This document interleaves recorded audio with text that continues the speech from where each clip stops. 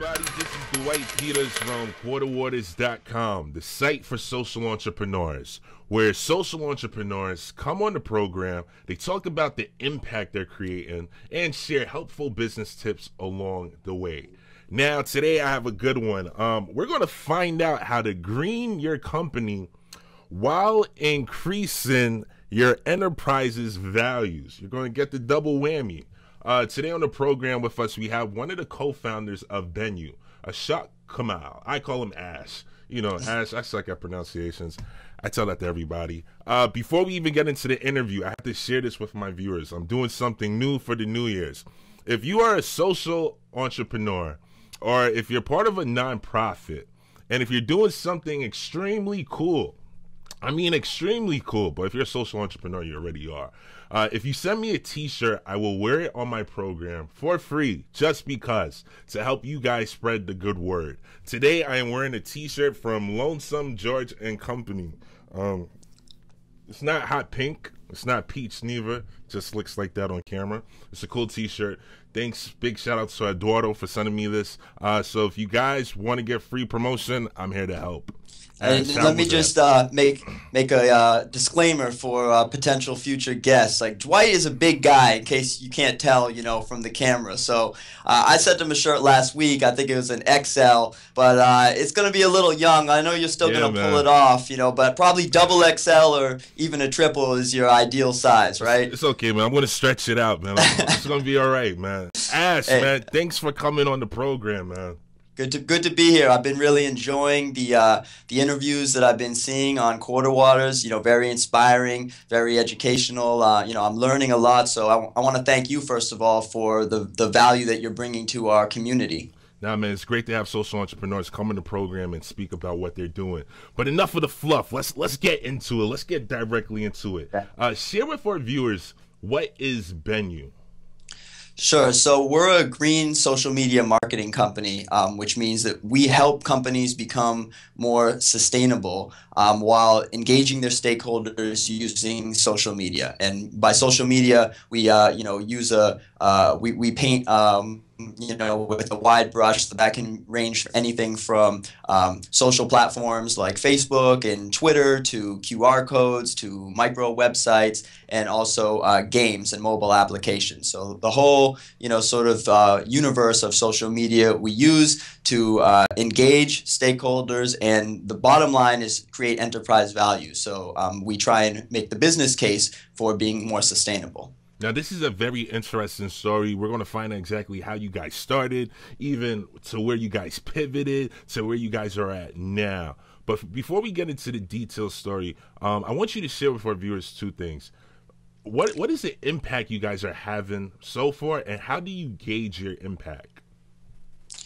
That's a great question. So, you know, I think, you know, we can, one, look internally and see, you know, the community that we've been able to develop, which we call Bennu World. So our website's bennuworld.com. All of our social pages are facebook.com/bennuworld. And in fostering this community of Bennu World, we try and connect with people who have similar values to ourselves as the founders of the company, people who are trying to, you know, live our life more sustainably when it comes to how we eat, you know, how we make purchases, you know, how we transport ourselves around. And I think through a combination of creating our own unique content, so we write articles, we try and speak on these issues as much as possible.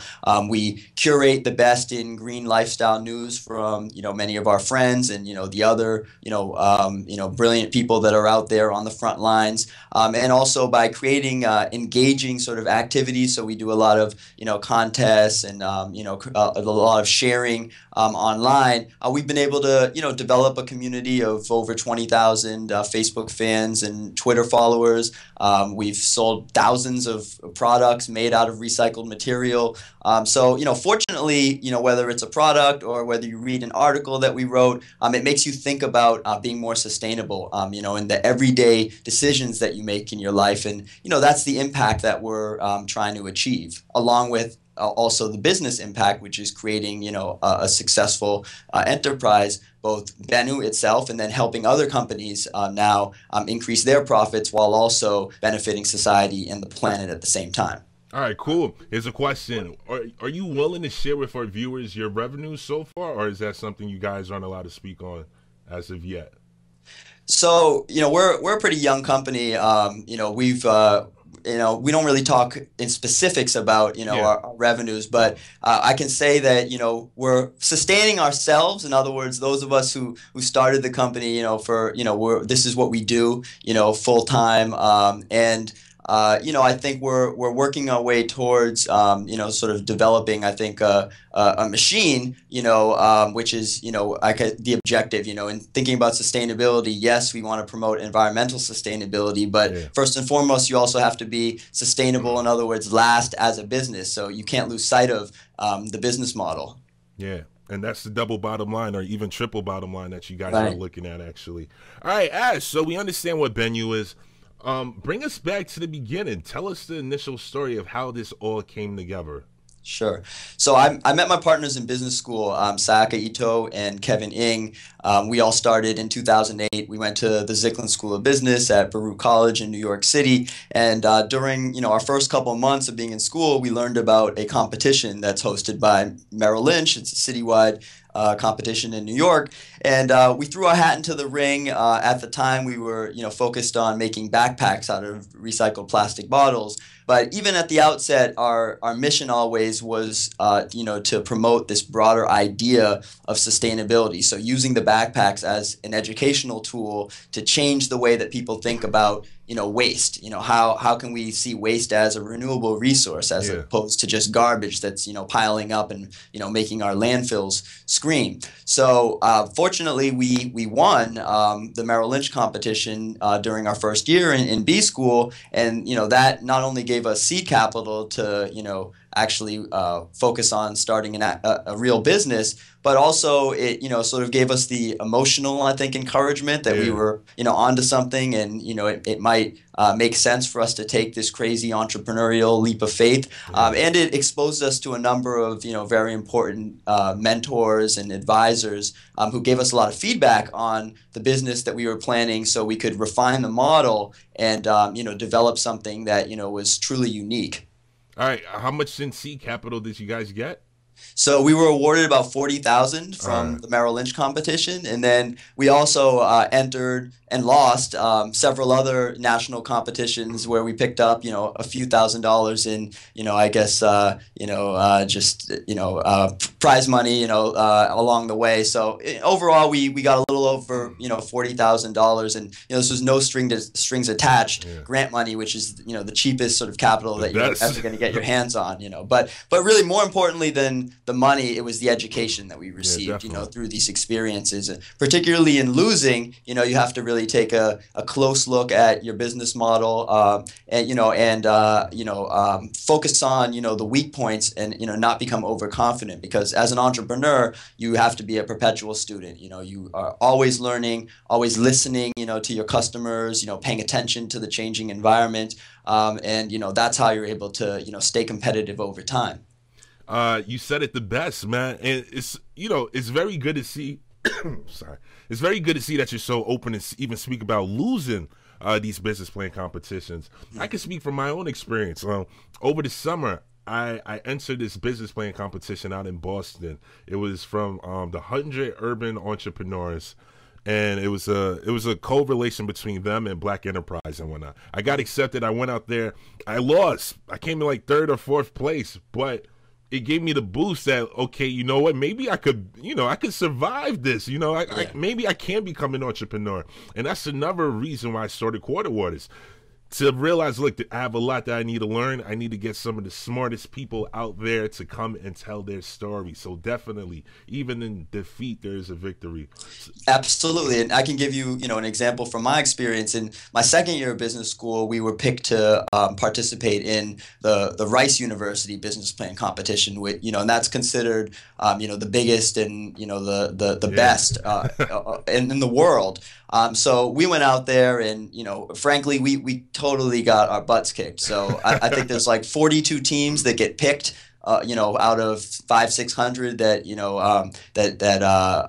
enter the competition. So we were one of those 42. But I think if they ranked us, in Texas during the competition itself, which takes place over 3 days, we would have been, maybe number 41, at best. But right at the bottom. Right at the bottom of the barrel. But the important thing, and this was our second year, is that, in presenting, we came into contact with a company that eventually became our first, major Fortune 500 client. And so, they approached us after we presented and said, we don't like some of what you're doing, but we like this. Let's, follow up and talk about, how we can incorporate some of what you're doing into, our sustainability, initiatives. And, a few months later, that became, I think, a turning point in the development of Bennu. So, you can definitely, lose the battle, but still win the war. And, the important thing is staying in the game. Yeah, and definitely following up. That's another big thing.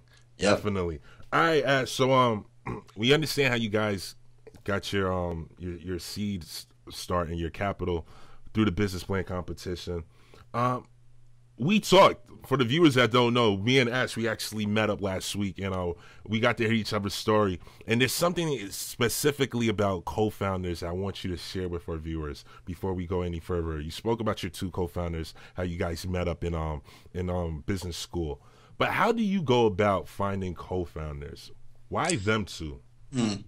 Sure. Well, I think in one sense you find each other, and that's really important because, when you, for example, decide you're going to start a company, there's going to be a lot of people that are going to tell you that they're interested, but coming back to that follow-up, only the strong survive, and, really only the truly committed persist, through especially those early hurdles. So, this is not the first company I've started. I've been through, sort of the entrepreneurial roller coaster before, but throughout my experiences, now one thing I've taken away is sort of a formula for what makes a great team. And I think when you talk to different entrepreneurs, Dwight, I bet you everybody's going to say that the most important success factor, in a business is the team. It's Definitely. The people behind it. The idea is definitely important. The market is important, but I actually think of it in terms of a little formula I call TIME. So, team plus idea and market equals execution, but it's in that order of importance. So, then the next question is, well, what is a great team? So I look at 4 C's, and if you put these, 4 factors together, you have a great team. Number 1 is having complementary skills. So the whole becomes greater than the sum of its parts. And, when I look at Bennu, I have more of a marketing and a management background, but my partner Kevin has more of a finance, background, and he's very good with numbers, and he's very technically smart. My other partner Saaka has a design background, so she's very good with aesthetics and design, and together it allows us to operate as a larger company than our true size, which is just a handful of full-time people, because our skill sets complement each other. So the next thing that I think is really important, often overlooked, is having cohesive work styles. So, when you think back to your days in school, you always had some people that were doing their assignments last minute, or not showing up to group meetings, or not even handing in their work at all, or cheating. And it's the same thing with a business. People have different work styles. Some people like to get things done, ahead of time. Some people, don't feel accountable to their colleagues. And that's sort of a important element of culture. So, it's really important that you have that cohesive work style where, everybody is kind of on the same page. The next thing is having collective values. So in the case of Bennu, we're very motivated to succeed in this business because, we're driven by our own, personal values for creating a more sustainable world. It's not just about profit for us. The business case is important, but we also feel like we're doing something we're passionate about, that makes us want to get out of bed every single day early in the morning and, get to work and, and work on our mission of greening the standard for a new lifestyle. And, in some cases, the collective values might strictly be a profit motive. And, if that's, what's important to your team, then you'll probably work successfully together. But it is important that you have that alignment around values, whatever those values may be. And I think the final, thing is a commitment, to succeeding, because when you're an entrepreneur, you're going to get beat up. I mean, it's bloody, Yeah, it's man. messy, it's ugly, and you have to persist, through the challenges, through, the ups and downs. And only the most tenacious people, are really willing to make those sacrifices and to stay in the game, and have that commitment. And when you put those four C's together, I think you really have the formula for a winning team. There we go. Great. Oh man, I'm still getting over this cold. So you were able to do that. You were fortunate enough to get yourself a great team. You guys been through a few battles through the business plan competitions. What happened next? When was your big break? When did you say, okay, wow, this is no longer a business plan on paper, but this is something that we got to keep going with. This is it.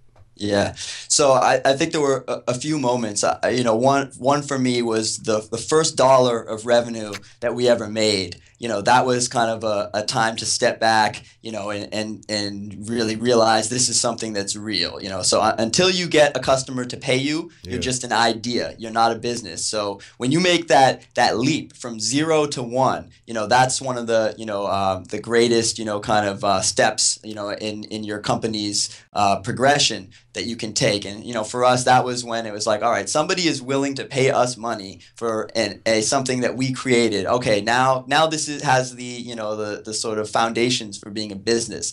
But then obviously the challenge in starting a business is you have to continue to grow and continue to progress. You can't rest on your laurels or pat yourself on the back Yeah. for too long. I do think it's important to celebrate all victories along the way, but at the same time you have to stay focused. So I think the next major inflection point for us was when we received our first contract from a major corporation to work on their sustainability initiatives with them, which is the business model that we have today, doing green social media marketing. That next check was a lot bigger than that first one that I mentioned, and it was big enough that we were able to finally support ourselves and start to build up the infrastructure to develop this company.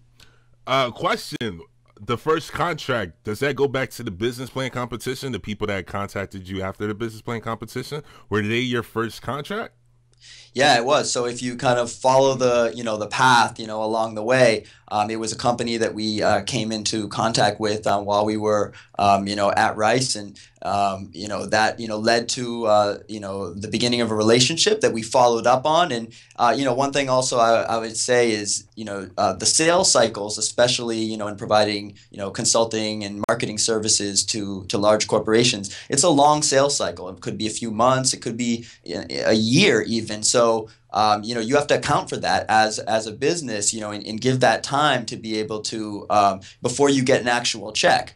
So the important thing is that you stay in touch and that you continue learning about what the company's position is, and then you keep providing them with your ideas, and eventually if you keep showing up and assuming that you're bringing some value to the table, you'll there's a good chance you'll get a deal.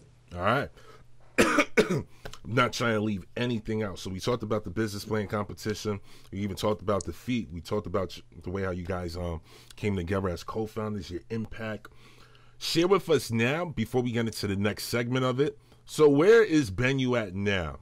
What were some of the hurdles of it? We know about the business plan competitions and you getting your first contract, but what are some of the hurdles that you guys are facing now? What are some of the obstacles? Sure. So I think, along the way we went through what, people call the entrepreneurial, pivot. And, that definitely, illustrates our case, in going from a, product-oriented company to a service-oriented company. But I will say that, the foundation, in that transition has always been the mission for us, which is about, again, greening people's lifestyles. So we never changed our name, Bennu, which signifies new life and rebirth. It's the Egyptian equivalent of the Greek phoenix.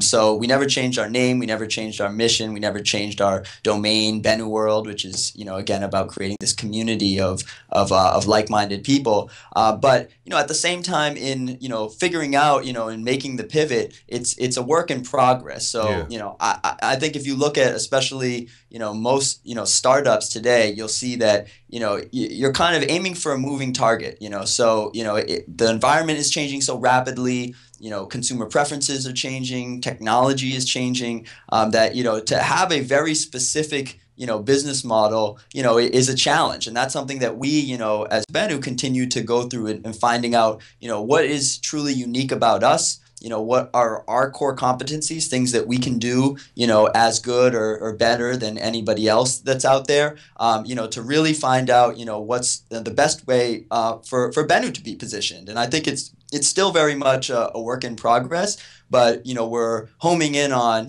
kind of a model. And, what we found is that it's our, deep knowledge of green business. So, myself, my partners, we have sort of 10-year careers working on clean technology and, recycling technologies and, water conservation. I worked on the green rankings for Newsweek magazine, a few years ago, the inaugural issue. And, that to this day is the largest mainstream feature on corporate sustainability, and my partners both have similar kind of experience. So what we really know is sustainability, and we've also learned social media very effectively. So when you put those two things together, and every business today is, trying to, sort of advance its social media, efforts as well as green its operations. So when you put those two things together, that's what makes us unique. I'm not even. I should have asked this before. I don't want to jump around. But were you guys generating a revenue when you were selling selling the physical products? Yeah, we were. So the first check that we ever got, coming back, to our previous conversation, which was $3,000, I think was the exact amount. That was for backpacks. It was for a school, in Maryland that we made customized backpacks, and that was while we were still in business school. So, fortunately, by earning some revenue, humble as it was, it made the company real, and as an entrepreneur, I mean, this is largely a psychological battle, that you're fighting, with yourself, and to really see how serious are you about taking this leap when your friends are joining companies and making six-figure salaries or not, but they have stable kind of incomes and vacation time and all benefits. These health benefits. I mean, all these perks that are easy to take for granted. You have to make that decision that this is a lifestyle that you're committed to, and no matter how big or small that first check is, it definitely positively kind of reinforces your idea. So hopefully you can press on. So you guys made the pivot, and you're at where you're at now. Yeah. Now, Ash, I want you to share with our viewers. Big corporations come to you guys for social media tips, advice, help, pretty much. Yep. Share with our viewers. How do you get them to the point of where they're happy? What is the steps that you guys go through? How can you help our viewers, or what can you teach us? What can you teach me to get Quarter Waters to expand its reach? Yeah, that's a great question, and I think that's another thing that still people are figuring out. So nobody has cracked the social media code per se, where there's a one size fits all formula. But I think that there are definitely some key criteria that you can look at to sort of project your success. So first and foremost, you have to create great content. So let me, I guess, position this at Quarter Waters so we can do it sort of real time. Let's do a case study. Yeah, there we go. Right here. So I look at your show, Dwight, and the thing with the internet, right, is that anybody can create content for free, but discovery of that content is the challenge, because there's hundreds of millions of web pages that are out there. Why are people gonna take their precious time to come and watch your videos? So when I watch Quarter Waters, and I've seen a number of your interviews, you ask really tough questions. You ask tough questions, and I think also your passion as a social entrepreneur comes through, which makes your content feel very authentic. So to me, so it starts there, where you are creating great content that I think anybody watching would enjoy. So that's step one, right? But if a tree falls in the forest, Does and anybody hear it? no, no one's there to to anybody hear it. So I think the next step is that discovery challenge. So how do you actually get people to pay attention to you, so then you can start to monetize your business, and then it's not just a hobby, right? So I think there are a lot of ways, and it kind of depends, case by case, on company to company, whether they're, say, a B2C company or whether they're, B2B. But, that's where the social channels like Facebook and Twitter, or SEO, search engine optimization, or using mobile apps, that's where you have to start getting creative to be able to engage people. So, our methodology focuses on gamification. All So right. by that, I mean using game mechanics like points and badges and levels and leaderboards to tap into these, very, sort of innately human desires for friendly competition and achievement, and status, and getting, rewards and feeling good about yourself. If you can, sort of, tap into people's emotions, to engage them with your content, then that's how you start to build community, and also how you start to, build sort of viral buzz around what you're doing. And, the big, difference in marketing now as opposed to, say, 10 years ago when, I started my first business, is you have sort of social sharing, where if you can, very effectively engage one person, well, they've got, 110 friends on Facebook who they can share with, and you can sort of exponentially kind of, build your buzz. So, I think the key is to try and find, a very, passionate group of, of stakeholders, depending on whatever, your community is, your target market. You have to, really engage a passionate group that then become your advocates and your champions. And that's what we've seen, is that, if we can create campaigns that are able to reach, key people, tastemakers, then, 1 turns into 10, 10 turns into 100, and that's when you sort of start to really expand your reach. So my crowd is social entrepreneurs. Yep. I'm reaching out to them. And you're talking about gamification. Give us an example of how you apply that to a client or somebody, and you've seen it work. Sure. So I think a few weeks ago you had Albie from TerraCycle on your show. Yeah. Shout out to TerraCycle. Yeah, It's big shout out. Yeah. amazing, pioneering, social enterprise. And they have a game called Trash Tycoon. It's an online social game where you have a virtual world, sort of like Farmville, but instead of planting crops, you're recycling and cleaning up your neighborhood. And the key sort of change in this kind of game from many of the other ones that are out there is it connects to the real world, where, because of course TerraCycle is upcycling in real life, they connect the virtual and the physical world in ways where activities you take online can benefit you offline, and vice versa. So if you're doing real recycling with TerraCycle in the physical world, you can earn points and currency in Trash Tycoon. So I think that's a great example where they're using fun to engage people around greening. And we talk about at Bennu is the new spirit of sustainability: fortune, fun, and fame, not blame and shame. So I look at kind of the sustainability movement over the last 25 years, whether it's organic foods or recycling, or energy efficiency. And unfortunately the adoption in terms of the mainstream is still very low. At best you're talking about 20-30% of the American population that's recycling. Why is that? Well, at the end of the day, people just are not they're not motivated to often do things just for the good of of the world. I would like to think that we are, but as human beings, we're somewhat self-interested. Yeah. So we have to make things fun and also make these behaviors more rewarding, and that's how then they become habit, and then they no longer are a niche, but in fact green becomes the new mainstream. Giving some form of incentive to get people to go along.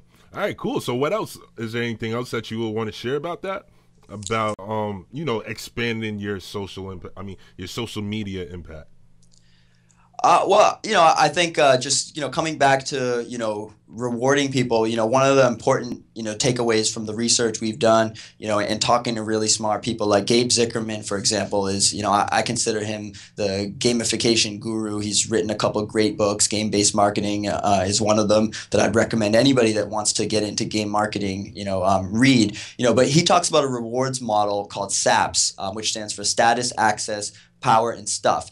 And it's sort of a hierarchy of what are the greatest motivating factors for people, in getting them to do something. So I think important insight from the SAPS model is that stuff, which is the second S in the phrase, is actually the least powerful in creating customer loyalty and in changing long-term behaviors. It's actually things like status and access that really motivate people. So for example, if you are comparing yourself to your friends and who's driving the most efficiently, it's not like necessarily a $5 in free gas, that say Nissan, the Leaf, mails you for your driving habits that they're tracking through a system that they do have. It's actually comparing yourself to other Leaf owners and other people in your community. So it actually becomes sort of a competitive race to the top to see who's, greening the most, and using that social comparison or positive peer pressure. Those are the things that actually drive, behavior the most effectively. And I think that's a really important, insight as people develop their own, their own game-based marketing techniques. Don't focus so much on stuff. Think about the intrinsic value that you can provide to people, not just the extrinsic, which is free junk. We don't really need that much more junk in our lives. Definitely. I think I named this interview. I don't think I picked the right name for this interview. I think we should have went with the gamification title for this interview. We might just do that. Green gamification, that's what we call it. Yeah. When did you guys stumble across this? Because now you're making me thinking about, okay, how can I apply this to quarter waters to create a culture of interactiveness, build a community where people are actually, some form of friendly competition to become more of a social entrepreneur. When did you guys stumble across that?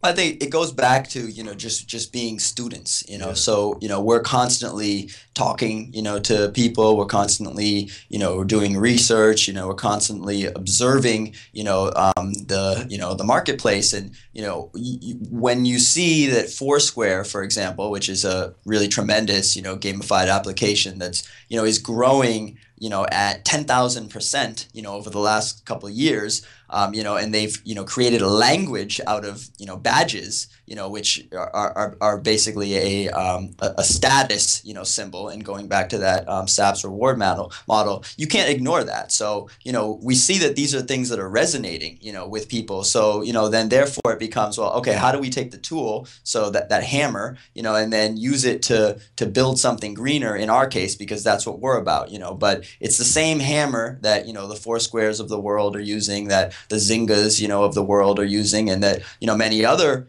social enterprises now are using effectively. I mentioned TerraCycle, but I think you had Dan from the Mutual on recently. I know that they're working on sort of crowdsourcing some of the philanthropic organizations that they donate to. So engaging their community around who is it that we're going to provide our contributions to, and finding cool ways to be able to make contests out of that. So I think more and more we're finding that gamification is becoming synonymous with marketing. And although the word seems long and it can appear a little confusing on the surface, it really just comes down to this basic behavioral psychology that people like Abraham Maslow and B.F. Skinner identified many years ago around issues of appreciation and reward and positive reinforcement. It's again tapping into those very human emotions to encourage people about the things that they're doing. All right, so now I have a challenge. I'm going to apply this stuff for 2012. That's Okay. going to be my goal, to create a community of aspiring social entrepreneurs, Okay. and definitely bring them together. And I'm going to apply these same tactics. Ash, are we leaving anything out? Well, I mentioned where the name Bennu came from, but when I first learned about quarter waters, that was a name that, kind of stuck out to me, like brought me back to my childhood and, the basketball court and, bag of chips and a quarter. I mean, it was not sustainable, definitely. There's no water that's, It's as orange purple. as a quarter water drink. So I know I've heard it in part from you, but maybe you could leave us with what is the logic behind the quarter waters name? Definitely. For those that don't know, for the viewers watching this, the way how Ash and I originally came in contact, Ash sent me an email, and and in the email, he already unlocked the code to quarter waters. He said, "Look, man, that name brought me back to the sandbox when I remember being a little kid." That's the story for quarter waters. When I was younger, my brother and I, we used to get allowance. And for that moment in time, we had the power to choose where we spent our money. Whether it was good or bad, it doesn't matter. We had the power. And we will always run to the bodega up the block. We live in New York. And we will buy the same things every time we went in there. Quarter waters and sour powers. Each and every time. And what that represents is exactly that. For that moment in time, we had the ability to pick whatever we want. We had the ability to choose whatever we want. We had the ability to do whatever we want. If our mother found out, she would kill us. She didn't want us eating that crap. But it didn't matter. It wasn't about that. It wasn't about what she wanted. It was about what we wanted. And that's what quarter waters represent today. In this world where you see so much outcry, where people are demanding real change, where people are demanding businesses to do business differently, where people are demanding politicians to do politics differently, where everybody just wants a better world. We encourage people to dream. We encourage people to use that imagination that they had as a child and relive it and apply it today. But we're not just leaving them with the dream. We're bringing experts like yourself and the other people that we have interviewed to come on and help them mold that dream into a reality. So that's what Quarter Waters is about, man. It's about taking that dream that you have and making it happen. And we're here to help. We're here to teach you how to do it. Yeah. Well, I definitely I want to once again thank you, Dwight, for what you're doing. I think you're making it fun. You're making it fun for Why me. not? I'm Yeah, sure man. your other guests feel the same way, and I'm looking forward to sort of continuing to work with you and participate even in the Quarter Waters movement that's taking hold right now. Let's do it, man. And we're starting right here in our own backyard of New York. Sounds good. And we're growing, man. Yesterday I just had on my first nonprofit social entrepreneurs. People that's been watching the program, I normally interview for profits, but it's growing, and I'm really realizing how many people out there are just doing such a kick-ass job, and they're not getting an opportunity to tell their story, but more importantly, they're not getting an opportunity to share with us helpful business tips, the struggles that they went through that we won't have to go through if we hear it from them and we learn from their mistakes. So that's what it's all about, man. It's just about learning together, growing together, and succeeding together. Absolutely, and speaking of nonprofits, so I actually used to run in New York City a nonprofit that works with kids, running life skills programs all over, including the Bronx, schools like Taft that I'm sure you're familiar with. And what I always used to say, to young people working with them was, smart people learn from their mistakes, but really smart people learn from other people's mistakes. So I think what you're doing, wonderfully is, recruiting social entrepreneurs to come onto this show and have very honest conversations about the things that they've done wrong, what they could have done better, and I think as a community, there's a lot of valuable currency in that knowledge, to help us all grow. Because the thing with being a social entrepreneur, that I think is somewhat distinct from conventional businesses is we're trying to attack certain isures. Yeah. So it's not about necessarily killing our competition. It's about killing poverty or killing pollution,